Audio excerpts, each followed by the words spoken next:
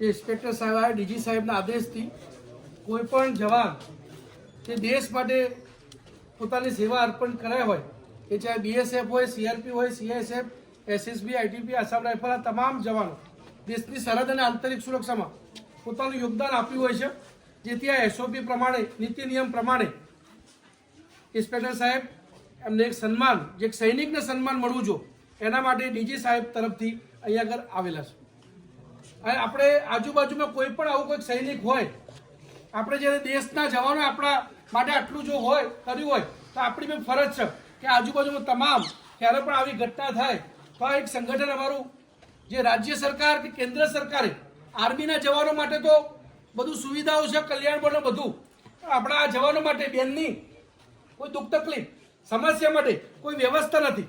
અહીંયા આગળ આર્મીના જવાન પણ હશે, એમના માટે 16 કલ્યાણ બોર્ડ છે ગુજરાતમાં કે ભાઈ એમની કોઈ સમસ્યા, જ્યારે જવાન એક્સપાયર થઈ જાય છે, અવસાન થાય છે, શહીદ થાય છે, એના પછી એ પરિવારની દેખરેખ કાળજી કોણ રાખશે?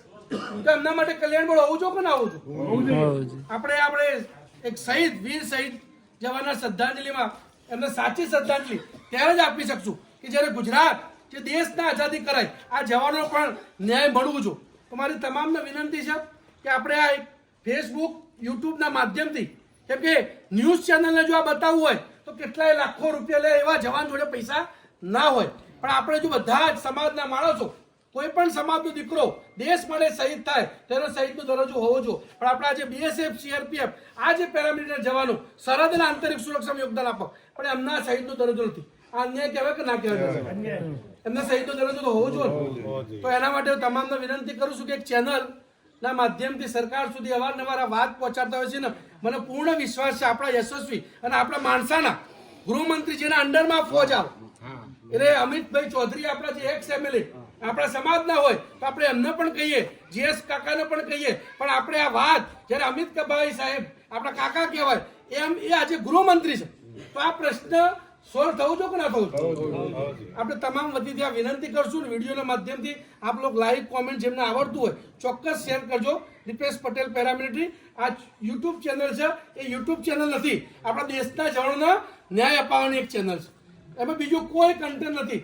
તો આપ સૌને એક વિનંતી, ત્યારે જ આપણે લક્ષ્મણભાઈ સાહેબને સાચી રોશું, બધું કરશું, પણ એમના આત્માને ત્યારે શાંતિ મળશે કે જ્યારે જવાનો ન્યાય મળશે. સૌને મારી ફરીથી વિનંતી છે કે આ સાચી શ્રદ્ધાંજલિ માટે આપ સૌ આપનું યોગદાન આપજો.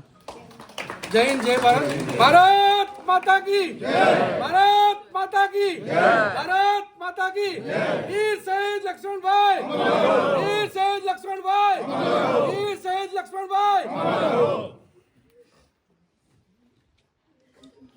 બેન કઈ પણ તકલીફ હશે સાહેબજી અને મારું બી કાર્ડ એક આ સાહેબ અમને આપી તો પ્રક્રિયા અમુક ટાઈમ પછી આવવાનું ચાલુ છે.